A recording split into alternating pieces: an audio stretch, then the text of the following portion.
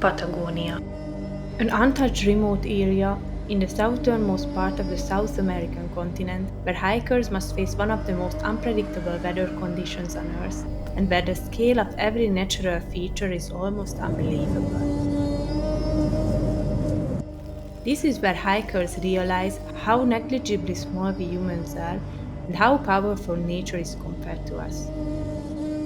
This video tells our story of how and why we ended up in Patagonia, so let us take you along our 75-kilometer hike among the gigantic glaciers of Patagonia.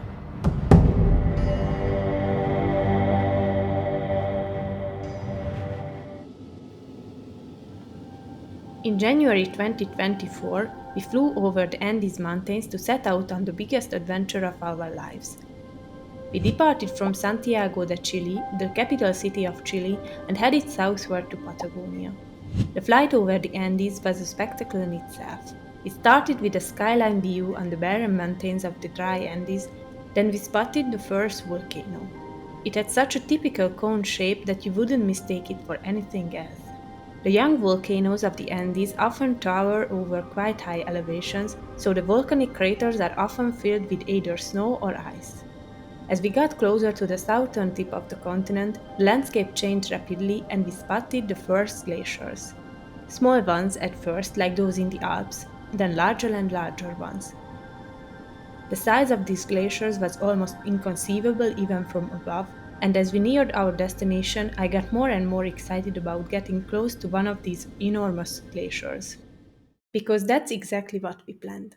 We traveled across the whole world to hike the Patagonia W-trek in the next 4 days, which is one of the most beautiful hiking trails on Earth. We plan to hike this 75-kilometer trail by carrying our own tent and backpacks so that we can explore the granite formations of the Torres Paine National Park and experience standing directly in front of the Patagonian Glacier. This would be our first multi-day hike in such a remote area, so we expected a true adventure. We landed in Puerto Natales after a 3.5 hours long flight. This small town is located roughly 100 kilometers from the trailhead, but it's still the closest large town.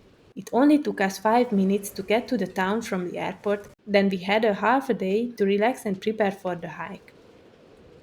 The next day we hopped on the first bus heading to the Torres del Paine National Park. As we left Puerto Natales, we set our phones to airplane mode as there was no reception outside the city. The landscape was completely uninhabited, and you can practically feel the remoteness of this place.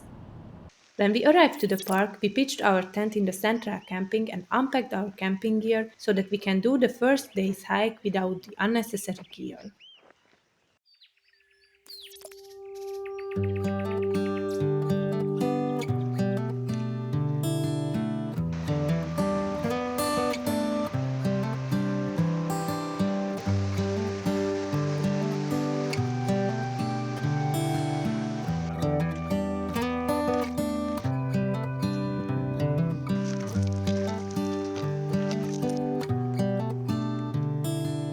We started at the eastern end of the W-shaped trail, which leads to the base de la Torres viewpoint overlooking the famous Patagonian Granite towers.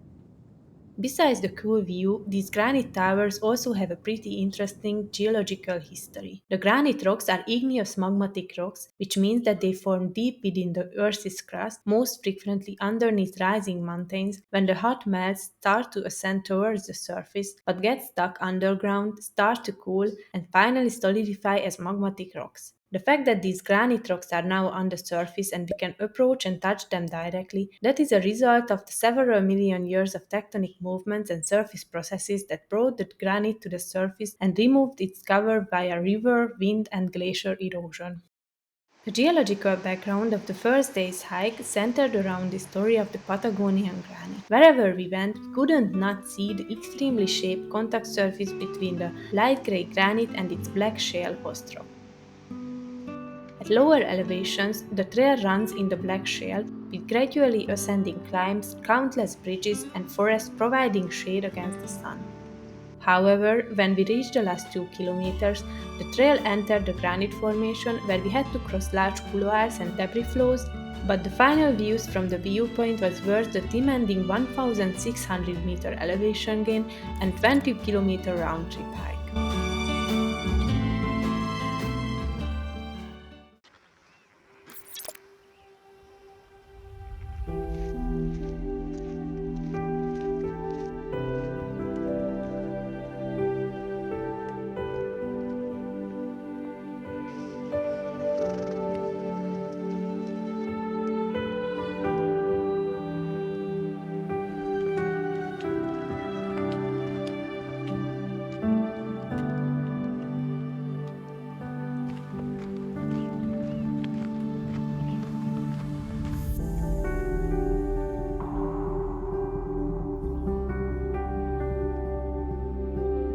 The second day's hike crosses the most beautiful part of the park, at least in my opinion. The landscape in this section changes constantly after every other kilometer. Although the trail didn't venture into the granite formation that day, we got better and better views on the granite massive core of the Torres Paine National Park and the large hanging glaciers above us.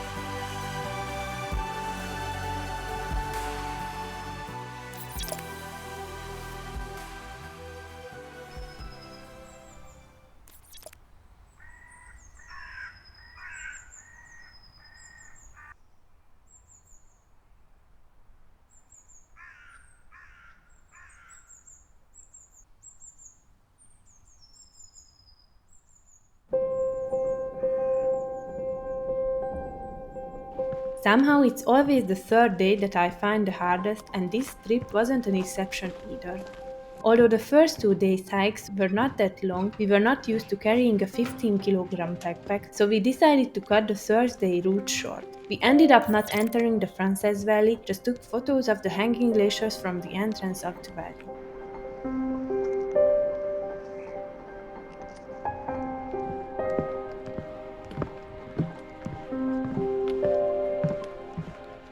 The trail led us across the half-dead forest, where ivory remains of a former forest remind hikers of a large wildfire from a few years ago.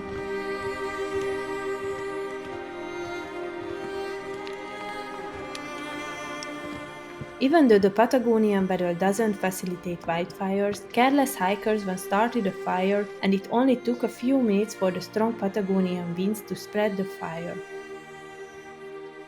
It was good to see, though, that nature had already started to reconquer the area by growing new vegetation.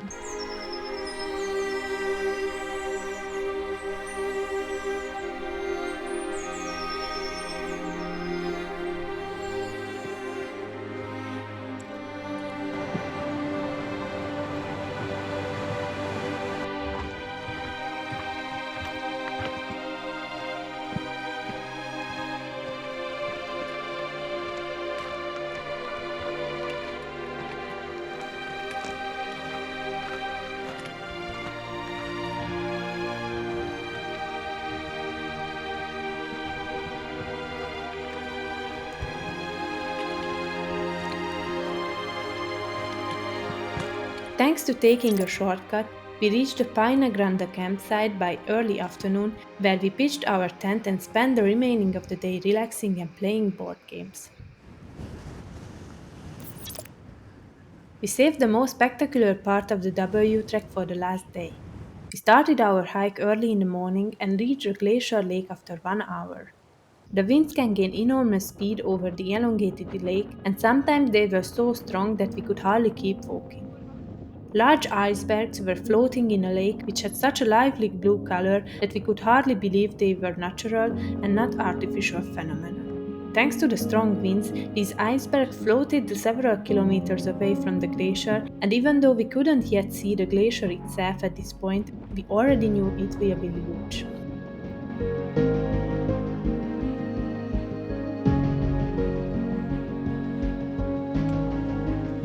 Around halfway to our destination, we took our first glimpse of the glacier, and the view was truly amazing.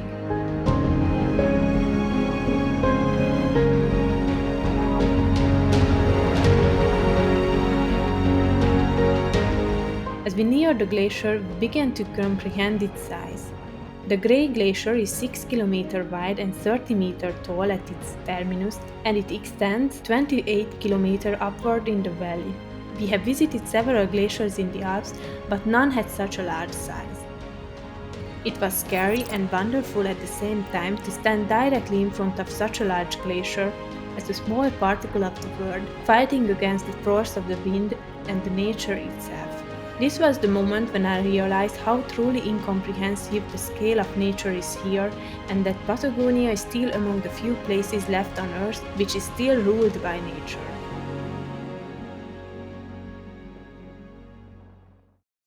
Please leave a comment below if you are interested in how we prepared for the hike and how we managed the logistics. In the next videos, we will visit places like the Atacama Desert, Lapland and Iceland, so if you want to join us for these trips as well, don't forget to subscribe to our channel.